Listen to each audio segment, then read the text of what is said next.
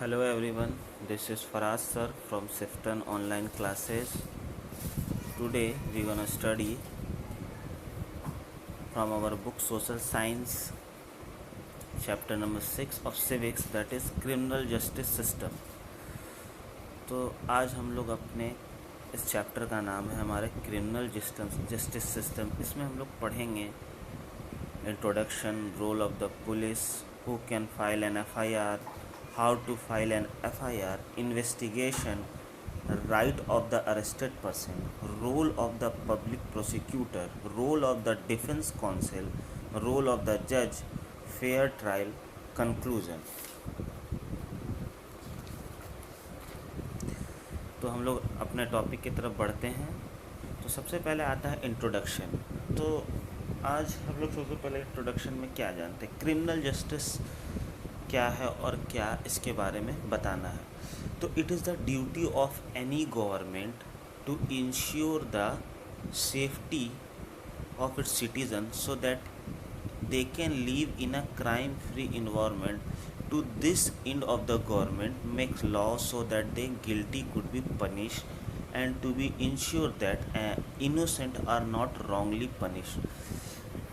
मतलब है कि ये हमारे गवर्नमेंट का ड्यूटी है कि हमको एक क्रिमिनल फ्री एनवायरनमेंट में रखे, जहाँ पे कोई क्राइम ना हो, जहाँ पे कोई कुछ गलत ना करे, अगर गलत करे भी तो उसका एक लॉ हो, किसी गलत को ना फंसा दिया जाए और कोई क्राइम नहीं किया और वो फंस जाए। तो ऐसा लॉ गवर्नमेंट ने बनाया, उसके लिए सारी चीज़ें हम इन सब में पढ़ेंगे। But the laws by themselves can not prevent crime. मतलब क्या कर रहा है, जो लॉ है वो खुद क्राइम से नहीं बचा सकता। There must be a system और a commonly known government machinery to maintain the law and order. तो कुछ गवर्नमेंट होते हैं, कुछ सिस्टम होते हैं जो इस पूरे लॉ एंड ऑर्डर को चलाते हैं। तो आज हम लोग इसमें पढ़ेंगे। तो सबसे पहले हमारा टॉपिक है रोल ऑफ द पुलिस। तो क्या है, the police force is department of the government which is authorise to carry out various action. Police का रोल क्या होता है कि मतलब ये गवर्नमेंट के थ्रू होते हैं और इनका काम रहता है कि ये आपके जो भी क्राइम एरिया में हो रहे हैं उनसे आपको प्रोटेक्ट करें। तो कुछ इस तरीके से दिखते हैं आपको पुलिस। आजकल कोरोना का सीन चल रहा है, इसलिए थोड़ा मास्क वास्क लगा के रेडी रह रहे हैं ये लोग। तो ये हमको प्रोटेक्ट करते हैं। तो आगे बढ़ते हैं हम अपने टॉपिक के साथ। तो हमारा टॉपिक है सबसे पहला, who can file an FIR। FIR क्या होता है? FIR मतलब जब कोई क्राइम करता है तो उसका कुछ ना कुछ तो सबूत होगा। तो जब हम स्टेशन जाते हैं, पुलिस स्टेशन, वहाँ हमको एक FIR लिखवाना पड़ता है। तो FIR का फुल फॉर्म होता है फर्स्ट इन्फॉर्मेशन रिपोर्ट। तो सबसे पहला topic, who can file an FIR। Any person can file a FIR। The FIR may be sent by post और telegraph. In some cities, the police has commenced everyone registration FIR through an email। मतलब क्या है कि कोई भी person FIR कर सकता है, बाई पोस्ट कर सकता है, बाई टेलीग्राफ कर सकता है। बहुत सारे सिटीज़ में क्या होता है, पुलिस मतलब कंसर्न किए रहते हैं आपके ईमेल से और आप ईमेल पे उनको डायरेक्ट FIR भेज सकते हैं। The FIR need necessarily made by the agreed person. मतलब क्या है, FIR जो है ना किसी एक एग्रीड पर्सन के थ्रू बनाया जाता है। The FIR should be extended possible to elaborate with the names of culprit, witness और both as the facilities to the subsequent investigation. FIR में क्या देते हैं, आपके साथ जो क्राइम हुआ किसने किया और किसने देखा, ठीक है। अगर किसने देखा भी तो उनका भी नाम, किसने किया उनका भी नाम, ये सारे इस FIR में रखाते हैं। तो where to file an FIR, तो जैसा कि आप फिगर में देख सकते हैं, ये एक पुलिस स्टेशन की बात हो रही है। तो हम FIR कहाँ फाइल करते हैं? An FIR can be filed at the police station of the concern area in whose jurisdiction has offense occurred. It must be made to officer in charge of the police station, and if he is not available to assist officer, there are provision to lodge an FIR in areas under the area of jurisdiction as well based on certain guidelines of the Supreme Court। मतलब क्या बोल रहा है कि अगर आपको FIR file करना है तो हमको सबसे पहले पुलिस स्टेशन जाना पड़ेगा, वहाँ के जो सर्किल ऑफिसर रहेंगे उनसे कंसल्ट करना पड़ेगा। अगर वो एफआईआर आपका लॉन्च कर लेते हैं, ठीक है, तो कोई प्रॉब्लम नहीं है, फिर वो फर्दर इन्वेस्टिगेशन करेंगे। फिर अगर वो इनकेस नहीं करते हैं तो आपको क्या करना है, तो उसके लिए भी गवर्नमेंट ने कुछ रूल एंड रेगुलेशन बनाए हैं। तो आप एफआईआर बाहर लॉन्च करवा सकते हैं, कुछ उसका सिस्टम है सुप्रीम कोर्ट के अंदर से। तो दूसरा, फिर हमारा तीसरा टॉपिक है how to file an FIR when an aggrieved person of any other person wishes to lodge an FIR after wrong has been committed, he or she can file an FIR in the following manner। तो हम देखेंगे कि अगर कुछ हो जाता है किसी बंदे के साथ या बंदी के साथ तो वो कैसे FIR करे। सबसे पहला है तो कुछ उसके मैनर, सबसे पहले go to the police station and meet the police officer in charge. सबसे पहले क्या हुआ कि आप पुलिस स्टेशन जाइए और वहाँ के जो ऑफिसर इंचार्ज हैं उनसे मिलिए। उसके बाद narrate step by step in orderly sequence and detail every information relating to the offence to the officer. हर एक बात उसको स्टेप बाय स्टेप बताइए कि आपके साथ क्या हुआ, स्टार्टिंग में क्या हुआ, बीच में क्या हुआ और एंडिंग में क्या हुआ। तो स्टेप बाय स्टेप एक प्रोसेस होता है। The officer shall record the information providing in writing. मतलब क्या है, जो ऑफिसर वहाँ पे बैठा रहेगा वो आपकी जो इंसिडेंट है उसको रिटन लिखेगा, वो मतलब स्टेप बाय स्टेप वो लिखेगा उसको। फिर इधर हम आ जाते हैं, the information given shall be sign by the person giving it. जो इन्फॉर्मेशन दिया गया है वो इन्फॉर्मेशन आप जो एफआईआर करा रहे हैं आपको वहाँ पे सिग्नेचर करना पड़ेगा। मतलब आपकी सिग्नेचर की वहाँ पे ज़रूरत है, बिना आपके सिग्नेचर की वो लॉन्च नहीं करेंगे एफआईआर। फिर हमारा फोर्थ टॉपिक आता है the information given below shall be entered in book to be keeped by the officer. जो इन्फॉर्मेशन आपने दिया वो इन्फॉर्मेशन कौन रखेगा, मतलब वो ऑफिसर रखेगा। फिर copy of the information as recorded shall be given free of cost to the informant. और जो इसका कॉपी रहेगा, मतलब फ़ोटो कॉपी जो फ़ोटो स्टेट करवा लेंगे तो उसकी कॉपी आप रख सकते हैं, लेकिन उसका कोई कॉस्ट नहीं लगेगा। अगर आप पुलिस स्टेशन जाते हो तो अगर उनसे आपसे बोलते हैं कि हाँ आपको मैं कॉपी दूंगा लेकिन इससे कुछ पैसे लगेंगे, तो ऐसा कोई रूल एंड रेगुलेशन नहीं है, आपको ये फ्री ऑफ कॉस्ट मिलता है। तो in case of refusal to FIR, तो हमारा जो दूसरा टॉपिक है उसका नाम है in case of refusal to file FIR. तो रिफ्यूज़ल से ही समझ रहे, मतलब रिफ्यूज़ नहीं एक्सेप्ट करना।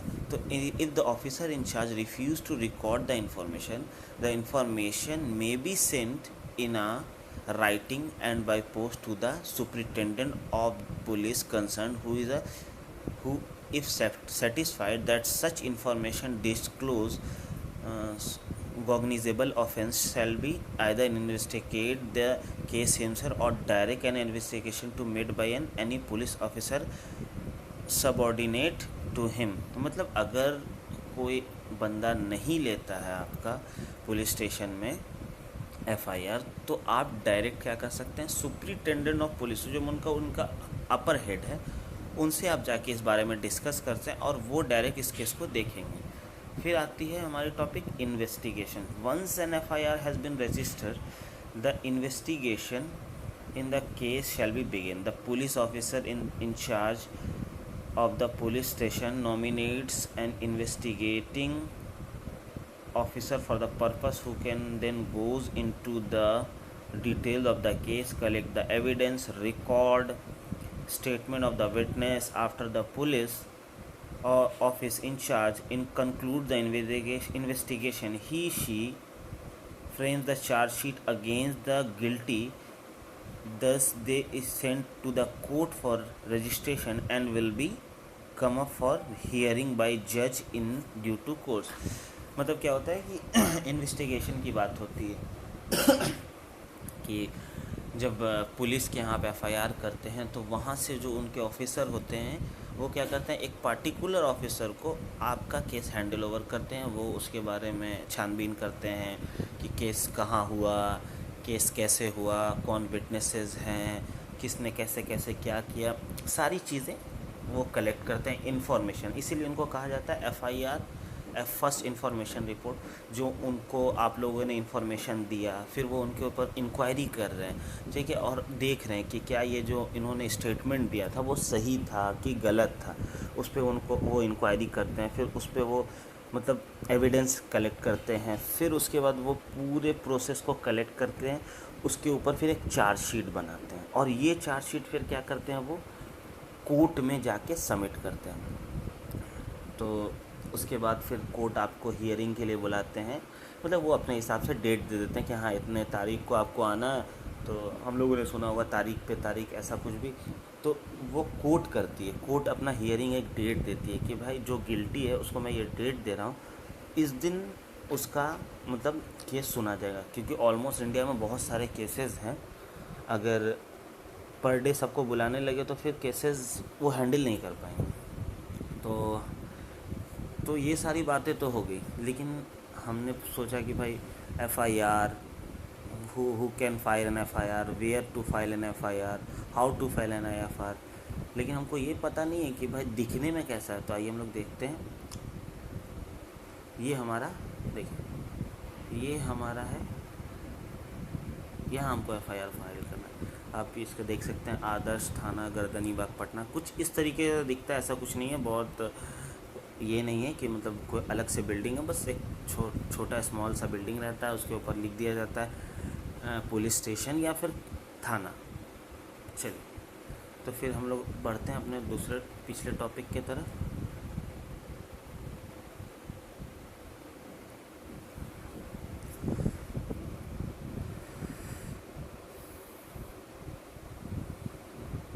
Right of the arrested person. अब क्या हो रहा है कि भाई जो आदमी अरेस्ट हो रहा है वो सही है गलत है, इसके बारे में तो कुछ होगा ना।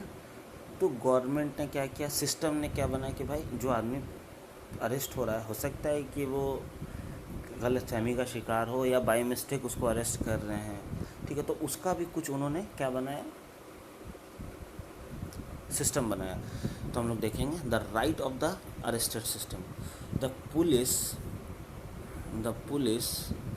has right to arrest person who has committed a cognizable offense, but at the same time there are some restriction on the police, or in other words there are some right of the arrested which not be violated. This can be summarized as follows। मतलब हम देखेंगे कि अगर police किसी को arrest करती है तो उसका भी तो कुछ राइट होगा ना। तो आइए हम लोग देखते हैं। तो सबसे पहला राइट क्या, the person is to be inform the reason for his arrest. तो आपको सबसे पहले क्या है, पर्सन को इन्फॉर्म करना पड़ेगा कि आपको किस लिए अरेस्ट कर रहे हैं। फिर the person must be inform that she has right to consult a lawyer of his choice.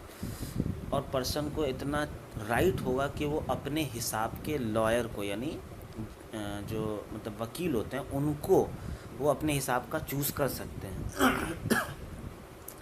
The person must follow to inform his relative about his arrest. Person को इतना भी लीगल एक्शन लेने का है कि वो अपने रिलेटिव्स को इसके बारे में बता सके। The person must B produce before magistrate with in 24 hours of arrest. और पर्सन को 24 घंटे के अंदर मैजिस्ट्रेट के पास आपको बताना होगा कि हाँ हमने इस आदमी को अरेस्ट किया है। 24 घंटे से ज़्यादा अगर आप रखते हैं पुलिस स्टेशन में तो आपके ऊपर भी कंप्लेन हो सकती है। The person must not kept in custody beyond 24 hour unless the magistrate so allow. 24 hour से अगर ज़्यादा होता है तो ऐसा कोई एक्शन नहीं, अगर मजिस्ट्रेट अलाउ कर दे तब, ठीक है। The person can not B torture and be denied basic human facility of food and water and clothing. मतलब ऐसा नहीं है कि अगर आप उसको अरेस्ट कर लिए तो ऐसा नहीं है कि आप उसको खाना नहीं दें, टॉर्चर करें, पानी नहीं दें, ये सारी चीज़ें नहीं करनी है। The person can not be force to accept guilt. उसको ज़बरदस्ती नहीं कराना कि आपने ये क्राइम किया है, आप गिल्ट हो। A male or a female under the age 15 can not be summoned to the police station for the purpose of questioning. जो अंडर 15 एज के रहते हैं, चाहे वो मेल हो चाहे फीमेल हो, उनको अलाउ नहीं है कि आप उनको पुलिस स्टेशन क्वेश्चन के लिए बुला सकते। ये राइट्स थे जिनके जो अरेस्ट पर्सन होते हैं। चलिए अब देखेंगे role of the public prosecutor. तो पब्लिक प्रोसिक्यूटर का क्या काम है?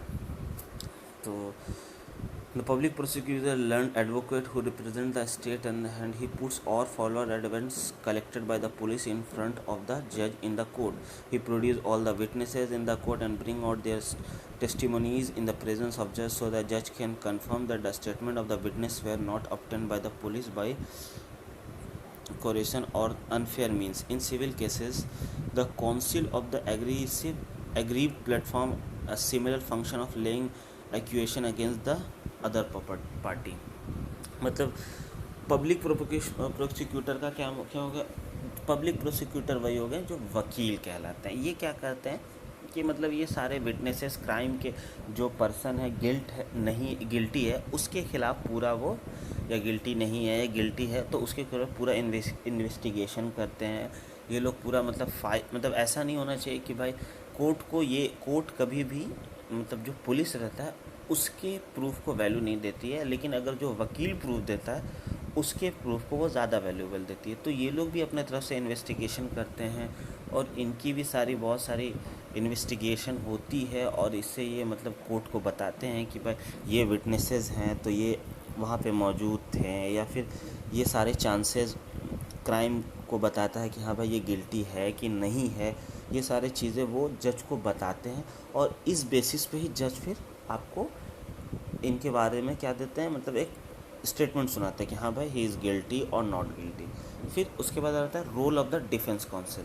तो role of the defence counsel is advocate he is hired by the accused to put forward his part of this incident in case accused economically weak and can not hire advocate. तो मतलब वही है कि defence की बात आ जाए तो मतलब क्या है कि एक आदमी है उसके ऊपर अगर कुछ केसेस हो जाते हैं तो मामला क्या आता है कि वो इतना गरीब है कि he or she can not buyer any public prosecutor.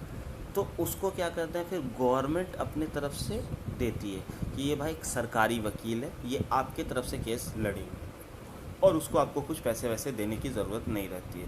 चलिए तो हम अपने दूसरे टॉपिक की तरफ पढ़ते हैं, रोल ऑफ द जज।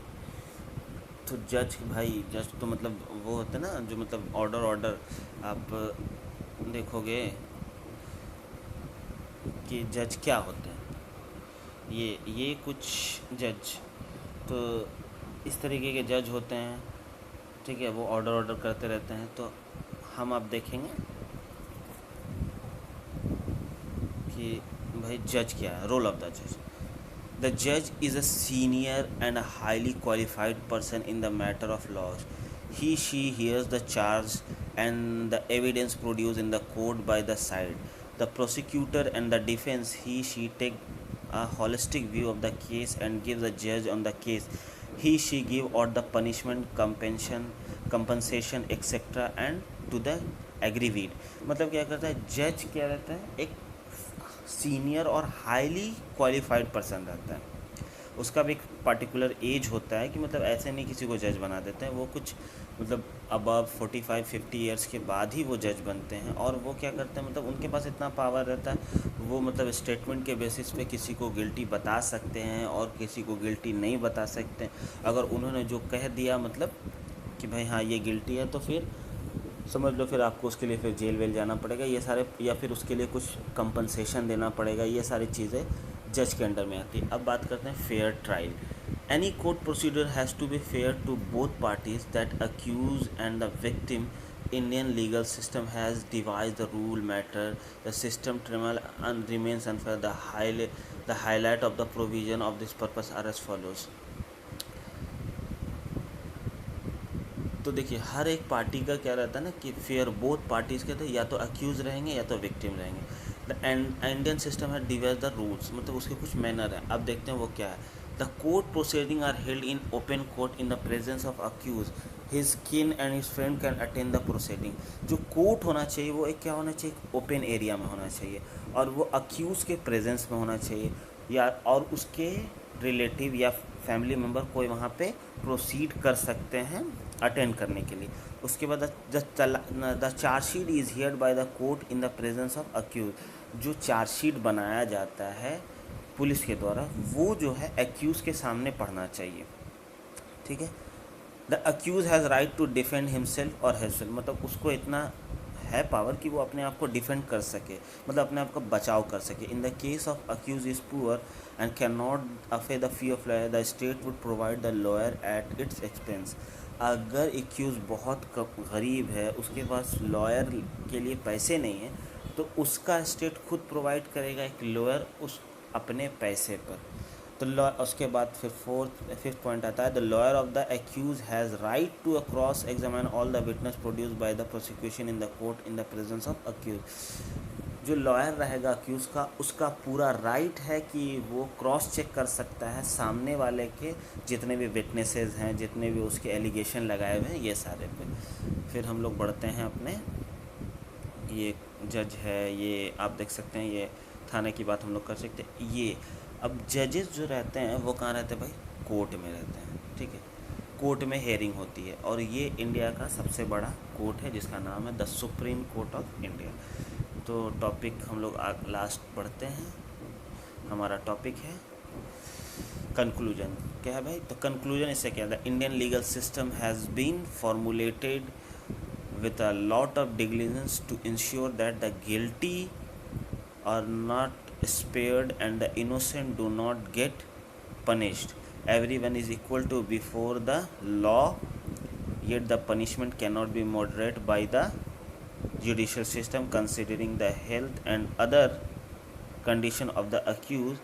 There is the lot of human interference between the law and the person who is expected abide by the same। मतलब क्या है कि इंडियन लीगल सिस्टम क्या है, हर लोगों के लिए, जो अक्यूज़ड है, वो जो अक्यूज़ नहीं है, जो अक्यूज़ है उसको पनिशमेंट होनी चाहिए, जो अक्यूज़ नहीं है उनको मतलब पनिशमेंट नहीं होनी चाहिए, और उनको मतलब हर को एक बराबरी का लॉ और ऑर्डर दिया गया है।